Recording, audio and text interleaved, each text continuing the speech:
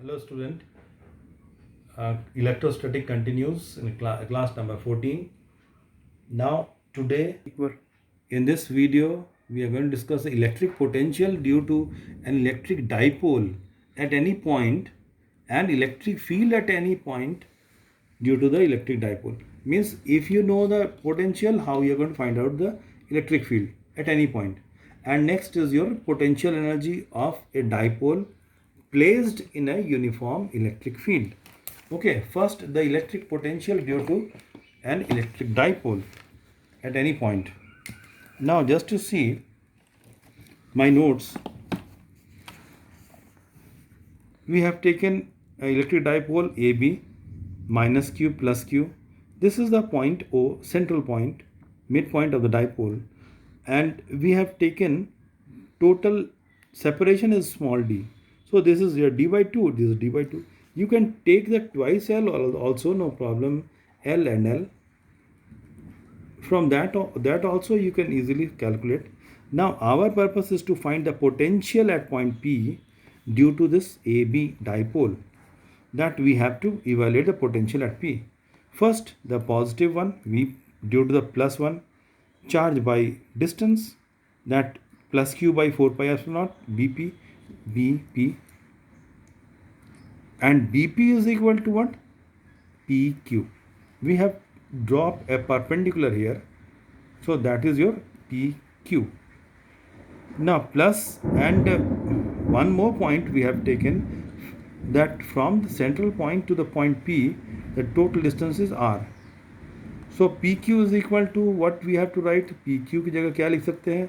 R minus QO लिख सकते हैं. तो R minus QO या OQ, R minus D by 2 cos theta. ये कहाँ से आया cos theta? ये राइट एंगल ट्राइंगल से. Cos theta is equal to B by H. This is B by H. वहीं से निकाल लिए. अब नेगेटिव Q के लिए, V माइनस Q के लिए, minus Q by 4 pi epsilon naught AP is more or less equal to PM. So here MP or PM. So we have to, what is the value of that MP? R plus, what is this? This MO, R plus D by 2 cos theta. This, तो net electric potential is equal to Q by 4 pi epsilon naught. Common आ गया, बाकी जो यहाँ पर है इतना आया.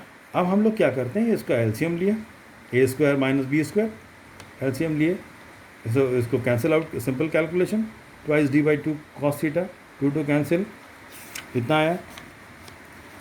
अब यहाँ पर देखिए Q into d is your dipole moment. Q into d जो है वो क्या है? Dipole moment. अगर आप लोग ट्वाइस L इंटू Q लीजिएगा, वो भी डाइपोल मोमेंट होगा. हम यहाँ पर ये वाला लिए हैं. So that's why P cos theta 4 pi epsilon naught R square minus D square by 4 cos square theta. Now as R is much more greater than small d, R जो है वो D की अपेक्षा बहुत ज़्यादा है, पॉइंट P बहुत दूर में है, तो इसीलिए we can neglect D square by 4 cos square theta in comparison to R square. So ultimately we an net potential कितना आया? P cos theta by 4 pi epsilon naught into R square. That is the radial component. ये क्या आया? Radial component. क्या radial component means? The radial component in this way. Similar now electric field at any point due to the electric dipole. अब हम लोग electric field निकालेंगे, electric field at any point due to the electric dipole. अब हम लोग यहाँ पर तो ये क्या है? वही वाला, यहाँ सेंट्रल पॉइंट लिए हैं यहाँ से. अब देखिए हम यहाँ पर क्या कर रहे हैं, ये रेडियल, ई रेडियल, ये रेडियल कंपोनेंट लिए हैं, ये टेंजेंशियल कंपोनेंट लिए हैं, ई थीटा. अब V मालूम है, तब हम लोग E का वैल्यू कैसे निकालते हैं, उसके लिए बहुत इंपॉर्टेंट है. रेडियल कंपोनेंट हम लोग को मालूम है, क्या मालूम है?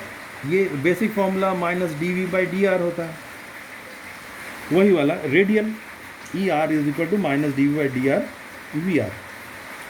इतना हुआ। और E R is equal to minus D V by, अब डी आर कितना है, पी वन, ये डिस्टेंस जो है that is your P one.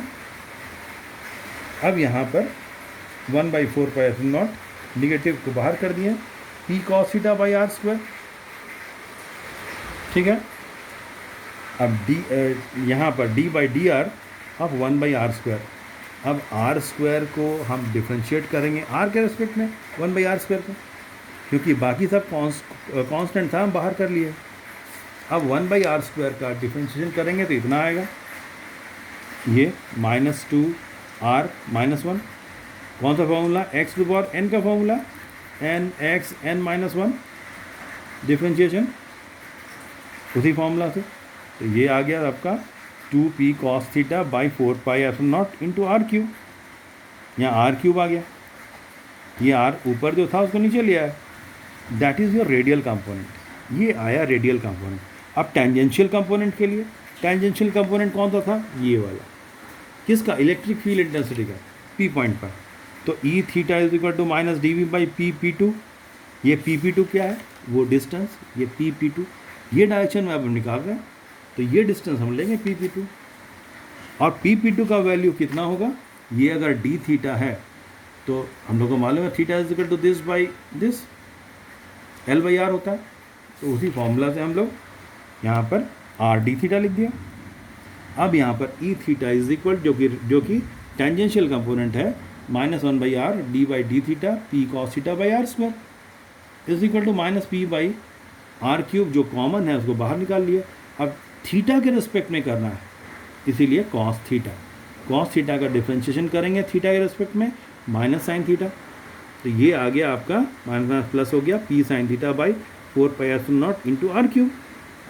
अब दो कंपोनेंट हमको मिल गया, एक रेडियल कंपोनेंट, एक tangential component electric field intensity का। अब इसका रिजल्टेंट हम लोग कैसे निकालेंगे, parallelogram law of vector addition से। मान लेते हैं ये एंगल थीटा है,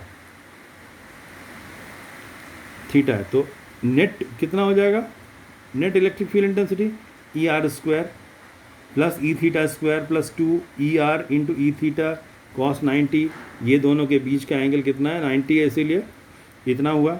अब उसका वैल्यू पुट कर दिए, तो अल्टीमेटली जो कॉमन है हम बाहर निकाल लिए, तो नीचे इसमें रूट के अंदर में कितना आया, p बाई 4 pi epsilon naught R cube under root 4 cos square theta plus sine square theta. Sine square theta का वैल्यू हमको मालूम है, formula 1 minus cos square theta कर दिए, तो ये 4 था, ये 1 तो 3 हो गया, 3 cos square theta plus 1 under root, इतना आया, दैट इज द नेट। अब हम लोग को ये हुआ मैग्नीट्यूड, इतना इलेक्ट्रिक फील्ड इंटेंसिटी का मैग्नीट्यूड आया। अब ये जो एंगल था यहाँ पर, ये वाला डायग्राम में थी अल्फ़ा, कि ये रेडियल से कितना डिग्री पर है, रिजल्टेंट कितना डायरेक्शन पर है, तो उसके लिए हम लोग यहाँ पर क्या ले लेंगे, tan alpha is equal to E theta by E R हो जाएगा। ये वाला जो तुम्हारा डायग्राम है, ये p by b E theta by E r, p sine theta by नीचे जो था वो वाला denominator is going to cancel, तो p sine theta by 2p cos theta, इसको tan alpha is equal to कितना आ गया, हाफ tan थीटा, तो alpha is equal tan inverse 1/2 tan theta. ये एंगल हुआ आपका, this is the particular angle by which it is going to B. Special case अगर theta 0 है, अगर थीटा 90 है, तो एक्सियल पॉइंट और इक्वेटोरियल पॉइंट पर हम निकाल सकते हैं। वेरी वेरी इंपॉर्टेंट एक last topic, potential energy of a dipole placed in a uniform electric field. एक डाइपोल लिए, उसको प्लेस किए हैं इलेक्ट्रिक फील्ड में, तो पोटेंशियल एनर्जी निकालना है हम लोग को। ये हम लोग क्लास 11 में भी पढ़े हैं, DW इज इक्वल टू, ये work done means energy, torque d theta, torque हम लोग few class back we have already gone through p sine theta, तो minus p sine theta into d theta. Negative sign यहाँ पर क्यों है, negative sign as a direction of rotation d theta is opposite to the torque, that's why we have taken the negative sign. तो d U is equal to minus DW, अब इसका value यहाँ put कर दिए। Theta कहाँ से कहाँ change हुआ, 90 डिग्री टू थीटा। अब इसका इंटीग्रेशन टोटल हम लोग को टोटल एनर्जी निकालना है, तो ये कितना हो जाएगा, integration 90 to theta P sine theta into theta, यही वाला जो है इसका वैल्यू हम लोग अब इसको इंटीग्रेट कर देंगे तो हम लोग को पोटेंशियल एनर्जी निकल जाएगा, नेट पोटेंशियल। इसका हम लोग अगर इंटीग्रेशन करेंगे पी माइनस कॉस थीटा हो जाएगा। क्यों, कहाँ से आया minus cos theta, sine theta का इंटीग्रेशन अगर करते हैं तो माइनस कॉस थीटा आएगा। So minus P cos theta. अब बोलिए थीटा का कॉस 90 कितना होता है, 0, इसीलिए वो टर्म हट गया। Ultimately P E cos theta means P dot E U is equal to minus P dot E, that is also important. And different cases also we can easily solve, easily find what is the agar if the theta is 0, theta is 90, theta is 180, whatever the case will be, that is the change in potential energy, or if the dipole is placed in a uniform electric field. Thank you.